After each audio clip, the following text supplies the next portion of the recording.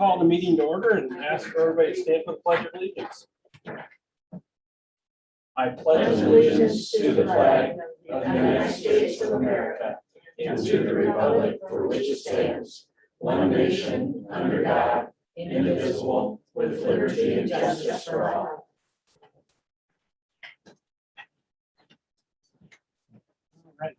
Go ahead and ask for approval of today's agenda. Motion to approve the agenda. I'll second. I have a motion and a second. Any discussion? Hearing none, all in favor say aye. Aye. Aye. Motion carries. Next I have is consideration of approval of the minutes dated August 16th, 18th, 19th, and 23rd. Make motion to approve as read. I'll second it. Any discussion? Hearing none, all in favor say aye. Aye. Aye. Motion carries. Next, I can ask for approval of claims for payments dated August 20th and September 1st, 2021. Make a motion to approve the claims for payment of August 20th and September 1st, 2021. I'll second. I have a motion and a second. Any discussion? Hearing none, all in favor say aye. Aye. Aye. Motion carries. Taylor. Good morning. So our X Avenue Bridge right there east of Pine Lake is almost done. They just need to put rock down, but they weren't able to the last couple of days. It's too wet. Didn't want to make anything worse. So we'll take a little rain. And then our other bridge out on M Avenue by Jane Horning, they're getting close to being able to pour the deck. So things are progressing well. I'd say the rain slowed my department down a little bit, but for how far ahead we were this year, we can't complain. So, I've had some compliments come in about the brush cutting progress, and so that's a good thing to hear too. yeah, Greg likes to focus on trees. He thinks, got ignored for years, so he's ready to hung on it. Sounds good. Okay. And I also had 2 people retire in the last week, so, I got those expect to changes. see, we'll do it next Like, week. right, Yeah, yeah. we got time. They aren't leaving like immediately, so yep. Yep. So expect that, but again, I expected 5 this year, so there will be more to come. Lots of turnover, but rather than you hire people that are all the exact same age. And this isn't, I mean, these are 25, 35, 40 Yes, year. they are like employees. new guys, yeah. Right. So, Yeah. One of them has been here for 45 okay. All right, thank you, Taylor. years. You bet. Mark, you're up to bat. Good morning. Good morning.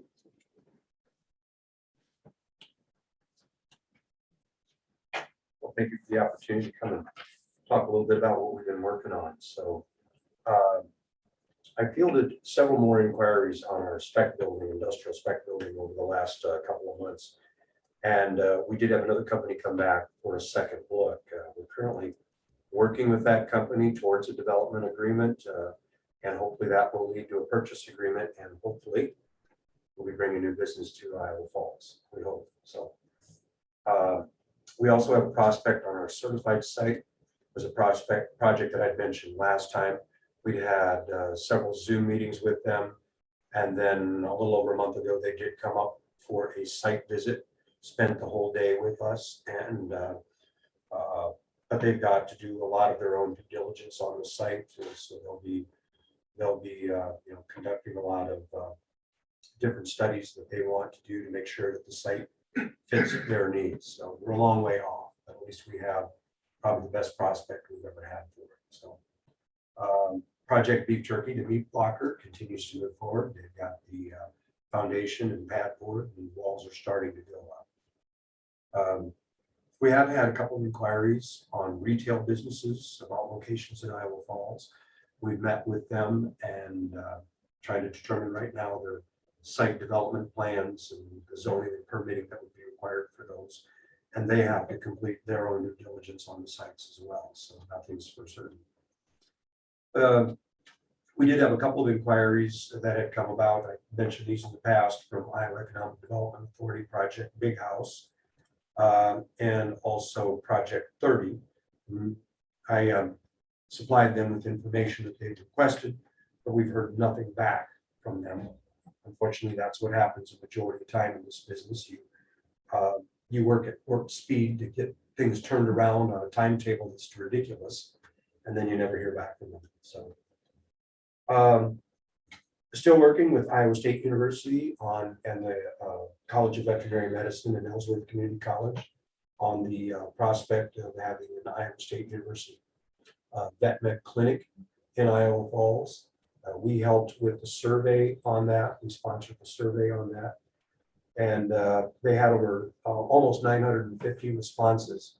In a community of just over 5,000 people, that's really, really good. And the vast majority were very positive.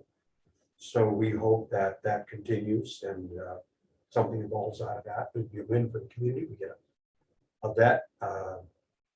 Iowa State gets a clinic where they can rotate through their senior students so that they get real world experience, and it also benefits Ellsworth Community College and their pre-vet program, as students will be able to move seamlessly right into Iowa State vet from there. So the Small Business Development Center, the SBDC, held a abbreviated Smart Start class in Iowa Falls, and we've actually got a prospect that came out of that, an entrepreneur who's looking at starting her own business. And we've actually had a couple of other entrepreneurs step forward and are examining the possibility of opening a business in Iowa Falls. So they too are working with the SBDC at this time. We are working on a new labor shed study with Iowa Workforce Development. That process has started, and we hope to have a report by the end of the year. The next phase, which is scheduled to begin this week, will be letters going out to random employees in the county, asking them to go online and complete a survey about their current work status and what it would take for them to move to a different job, what they have for benefits, what they'd like for benefits, a whole series of questions that then gets compiled and creates our labor shed. So again, hopefully we'll have that by the end of the year. Continue to work with existing businesses and providing the state with our synchronous business visit, our business retention and expansion visits that we do with businesses. The state asks us to conduct those and fill out a survey which gets reported to the state so that they can begin to take a look at the health of business within the state and within each county. So recently I visited Cargill, AgriPro, ChemSpray, and Time Since. I've had several other business visits prior to that. So, and also working with Mid-Iowa Growth Partnership right now on the development of a talent attraction campaign. That's kind of a lengthy process, but obviously the hope is that we can attract labor to our area. That's one thing that I learned in all of my business visits, of course, I'm sure you're all aware of. We need more people and we need people to fill positions. So anything we can do to that end is very important. So also working with Marty on a couple of grant possibilities for local business and daycare. So hopefully we'll get something for you there. Any questions? I was gonna ask you about labor, just in your daily travels, where do you see the biggest need? Is it the hospitality industry, or is it You just know, across, pretty much the same across the board, we're just it is a- battling for the same? It is across the board. Obviously, yes, hospitality, food industry is really lacking at this point, but even some of my major employers have positions all the way up that they're having difficulty filling. So it's not just labor. I mean, they've got engineering positions. Yeah, it sounds accounting like middle positions. management. I mean, And those are well-paying positions, but, you know, as our census shows, we're losing population. And the more that happens, the more that exacerbates the problem. So we need to do what we can to tide that brain drain. Yeah, it's critical. And we have some companies that are not able to, extend a shift, right. or they're paying huge amounts of overtime, which is killing them. So Thank you, The Mark. labor shed study, that's just for Iowa Falls. well, they pick a city in each county, which is the node. But it's really indicative of what's going on within the county.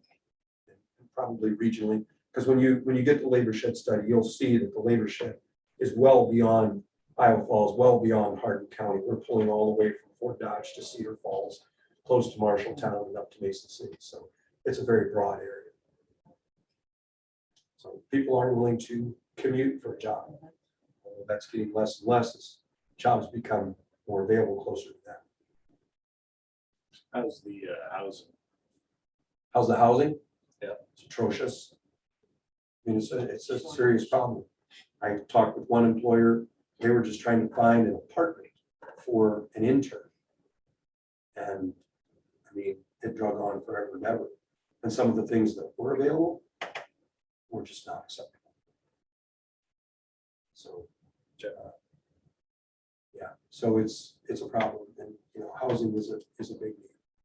We're not unique at all in that aspect of the community across the state. I think is having those problems. And with supply chain and then supply and demand on materials, that doesn't make, it's No. not like if somebody had $500,000 sitting around that they couldn't go right now, that $500,000 wouldn't get you very far to building a 8 or a 10 plex building No. compared to 6-8 months ago. Yeah. And that's just it. I mean, it is definitely slowing up some construction. I was just on the phone on the way over here, talking with the lumber yard, trying to get some siding so I can do some repairs on siding. One company doesn't handle it anymore, can't get it. The other company said it's probably going to be end of October before I'm gonna be able to get it. So, yeah, supply chains is a huge issue as well. And that is the other thing I've learned in the business visits is what supply chains are being affected. You know, I've got some serious supply chain. Some companies are having to try and find other distributors, other manufacturers. Their normal supply they've had for 20 years is gone. You know, some companies are ordering a year's supply. Just in time inventory is out the door. You get as much as you can when you can. Yeah, I've talked to a couple of our car dealership owners in the county. And, Yeah. you know, they've done their due diligence and did their safe ordering, did their own projections, and still not able to keep up with the demand and empty lots. You can't hardly space cars out on some of these lots anymore to make it To make look it look full. good, right? Yeah. I know. I know. Yeah, it's definitely impacting the bottom line of a lot of our companies. So there's great need. Thank you, Mark. All right, you're quite welcome. Thank you. Next item I have is a resolution to approve Region 6 Housing Trust Fund, but I'm going to let Marty go ahead and give us an overview. Morning, Marty. Good morning. Marty Wymore with Region 6 Housing Trust Fund, based out of Marshalltown, but do a lot of work up in Hardin County as well. So today I'm going to talk to you about our Housing Trust Fund program. And it's one of many different activities we do at the Resource Partners Office. So I want to thank the Board of Supervisors for being a long-time partner with us on the Housing Trust Fund. Just to give you some historical statistics here, from 2010 through 2020, we spent $626,000 of trust fund dollars here within the county. The match portion of that, which is the county dollars here, is $140,000. So you get pretty good return on your investment here for the projects we do. I would say at least 600,000 of this is for owner-occupied emergency housing repairs. So the typical things we do are roof repairs, sometimes siding, sometimes windows. If the siding's really bad, the windows are really rotten and old and drafty. So those are the typical projects we do. Typical projects about 15,000 for a budget. So we have our annual application that's due October 1st. And so I'm circulating around the counties here to talk to you about local match needed. So the local match for the new application is $11,843. So we encourage the county to support that. Just to kind of reiterate some of the things Mark was talking about as well. The biggest controlling variable, frankly, with our work is contractor supply. Again, we're facing huge barriers with that for our jobs that we do across the whole region. We have currently basically 2 contractors that do the work. One's out of Marshalltown, one's out of Indianola. And again, we talk to local lumber yards, local suppliers, local contractors, and again, they're all busy with private kind of work. So we try to reach out and find people, but it is a definite constraint on how many jobs we can do. I know this year in the county and the other counties we've served too, we've had to slow down our jobs, basically, except for Marshalltown. We have some tornado projects there that we have to do. And so we've kind of put the brakes on other work and focused in on the tornado work since that has a timeline with it. So next year will be a heavier year for us in Hardin along with the other counties, but again, we need more contractors. And again, when we talk to general contractors and carpenters and those kind of people, they're all saying, you know, they can't find people to do that kind of work, and certainly reliable people and quality people. So that's a huge challenge. The other challenge we face is material costs. Again, our most common item is roof repairs. And, you know, when you see a piece of OSB going from $10 a sheet to $70 a sheet, you know, that's $5,000-6,000 on a house. So our funding isn't increasing, so that means we do less projects out there. So we hope in 22 things kind of get a little closer to normal, but you know, obviously that's outside of our control. I guess on not really the trust fund basis, but we're working with Mark on several projects and others around the county to do some upper floor housing projects, and many of those are, you know, with federal funds that are pandemic related. So we're working on probably about 4 different projects under discussion around the county to do some upper floor work that way. And these are, you know, challenging projects to put together too. So it just takes time, takes resources, and takes some expertise. So I can address any further questions you may have. I got a question. So Marty's the director of Region 6. Marty, why don't you tell us everything, the counties that you cover and all the things that you do cover in Region 6. It's not just this. Yeah, I guess Region 6 Resource Partners is a council of governments. So we're an intergovernmental agency serving Hardin, Marshall, Poweshiek, and Tama counties. So the projects we get involved in are, you know, housing improvements. We also get involved in road funding projects here around the county. So work with Taylor and his office on those projects. Also work on trail development projects. So the Iowa River's Edge Trail, I got to get the new name down. Work on that project a lot. Work on water sewer projects with small towns across the region. Work on some projects for low income populations. So I have a project with Micah I'm working on in Marshalltown. I have a project with Center Associates I'm working on in Marshalltown. I have some downtown facade work I'm doing in Grinnell, and have projects under discussion elsewhere. Again, pandemic funding, we're talking to lots of communities out there about opportunities, trying to meet the deadlines, which are pretty short on all those projects. And then we do people rights public transit, which provides about 50,000 rides per year for the region. So we have roughly 20 vehicles and 15 or so drivers. And frankly, we struggle with that area as well to find qualified drivers, you know, that have a commercial driver's license. And that's a extreme challenge for us. I probably missed a few things we do. Again, I know I get involved in zoning ordinances and code and things for towns. I just worked with City of Hubbard over here on a development agreement for a project and urban renewal plan over there for an expansion project over there. So I work very closely with them on that as well. So I just want people to know what y'all cover. I mean, it is a big ad. Lots of big hats. And now they put a face to it. Yeah. Again, I'm trying to be helpful and try to, you know, get out and about and work on things. You know, the pandemic has slowed up things tremendously, but it's kind of nice to get back to normal and see people. It's good to see you here. Yeah, right. Good to see you. Thank you, Marty. Thank you. Thank you. This time I can ask for consideration of the resolution to approve the Region 6 Housing Trust Fund. Motion to approve the resolution. I will second. I have a motion and a second. Any discussion? Hearing none. Angela?